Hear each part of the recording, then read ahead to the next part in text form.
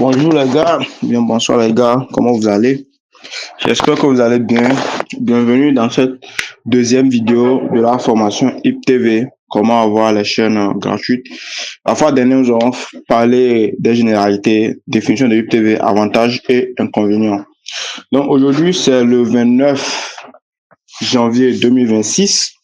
Nous sommes justement à 21h03 à ma montre, GMT, heure locale, heure togolaise. Aujourd'hui, nous allons parler des matériels nécessaires pour, pour avoir l'IPTV. Okay? Donc, le compteur laser. Voilà. D'abord, il faut de la connexion Internet. Ok, une connexion Internet, il faut une fibre qui est au moins un débit minimal de 15 à 20 mégabits par seconde. Ce qui permettra de vous avoir de bonnes images en HD et tout, et de 30 mégabits par seconde qui va vous permettre d'avoir des images en 4D et ultra HD. La fois dernière, on parlait, je vous disais que quand la connexion n'est pas bonne, on peut avoir des retards, des images floue, tout ça. Donc pour la connexion Internet aussi, vous pouvez avoir un routeur, vous connaissez les routeurs Wi-Fi, un routeur bien performant, ou soit carrément des données mobiles. Ok, donc fournisseur de haut débit, des données mobiles. Dans chaque pays, il y a des choses, des structures de télécommunications qui donnent de la connexion Internet à haut débit.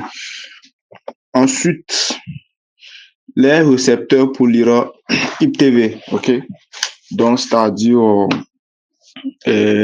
comment appelle-t-on les appareils que vous allez utiliser pour lire pouvoir lire les IPTV, quoi.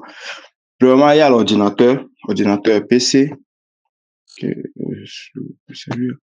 Donc, vous pouvez lire avec les ordinateurs. Donc, l'avantage d'utiliser un ordinateur, c'est que c'est pratique. Donc, vous pouvez tester. Il y a beaucoup de logiciels comme VLC, comme Kodi. Et même, il y a aussi le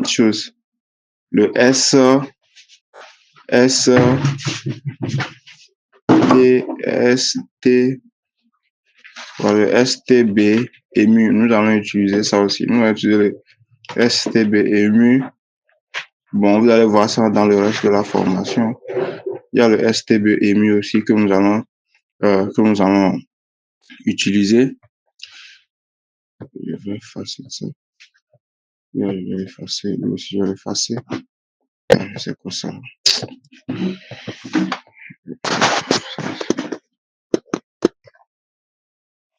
Voilà, je vais effacer tout ça. Ok.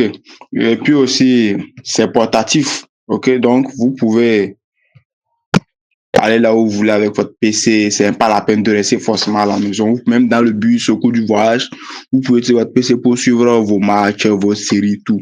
Pour suivre, bref, pour suivre les choses, la télévision. Le truc est que c'est moins praticable en salon. Voilà, c'est très moins praticable en salon. Donc, quand vous êtes en salon chez vous à la maison, c'est moins praticable. Il y a aussi les smartphones, les tablettes. C'est presque la même chose que pour les ordinateurs. C'est mobile, donc vous pouvez utiliser ça n'importe où. Vous êtes en voyage, vous êtes quelque part en hôtel, vous voulez suivre un match vite fait, vous êtes en avion. C'est praticable au fait. Donc, il y a plusieurs logiciels aussi, Kodi et puis STBMU.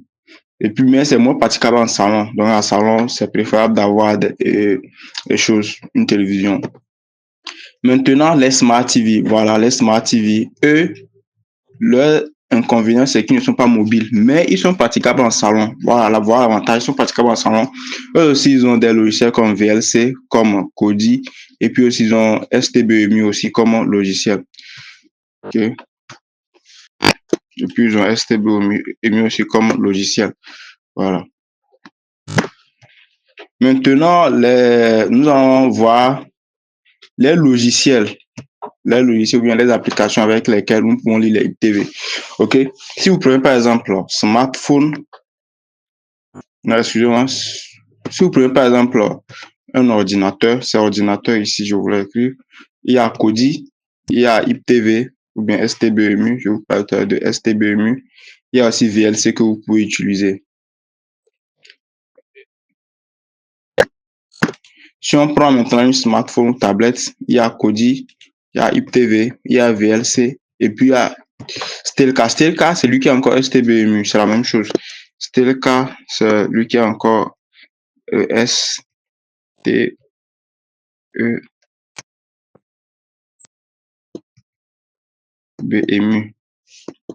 C'est la même chose. Voilà, donc c'est la même chose. Stelka, c'est la même chose. Au cours de la formation, vous allez voir. Ok, sinon Stelka et STBEMU, c'est la même chose. Voilà. Sur ordinateur, je vois. Ah ouais, sur Smart. Si c'est Smart TV, je voulais dire. Sur ordinateur PC, il y a Kodi, il y a IPTV, il y a VLC, il y a Stelka qui est STBEMU et puis autres lecteurs. Maintenant, dans votre formation, ou bien pour avoir vraiment la chose IPTV, de quoi vous avez réellement besoin? On a juste besoin d'une bonne connexion Internet, on s'est déjà dit ça, d'un ordinateur, d'une Smart TV ou encore d'une smartphone. Ok, voilà. Et enfin, on a besoin d'une application pour pouvoir recevoir les TV ou pour pouvoir lire. C'est ça, Kodi, STBEMU, qui est encore c'est le cas. Bon, on a besoin d'un navigateur où il faut chercher les codes. C'est sur le navigateur, on va chercher les codes. On a besoin de Telegram aussi. On peut chercher aussi les codes sur Telegram et puis d'un émulateur Android Suite. L'émulateur Android, on va revenir sur ça au cours de la formation. Si vous voulez utiliser un PC, dans ce moment, il vous faut l'émulateur Android. Pourquoi? Parce que c'était le cas qu'on voit ici. Il n'y a pas ça directement sur l'ordinateur. C'est seulement, c'est une application Android. Donc, il faut un émulateur Android pour pouvoir faire chose, comment on appelle, pour pouvoir utiliser ça sur PC.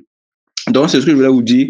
Donc, au total, de quoi on a besoin? D'une connexion Internet, d'un appareil qui a un appareil intelligent, qui a un écran, ok, sur lequel on peut voir les TV et d'une application pour nous permettre de voir les TV, de rechercher aussi les codes IPTV. Donc, je vous remercie d'avoir suivi la vidéo jusqu'à la fin. Donc, dans la prochaine vidéo, nous allons voir la procédure. Okay? Nous allons voir la procédure.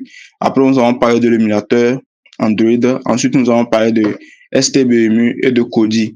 Après, nous allons voir la différence entre STBEMU et Kodi. Donc, sur ce, je vous souhaite bonne journée ou bien bonne nuit depuis votre position, bien à l'heure que vous suivez la vidéo. Et à la prochaine.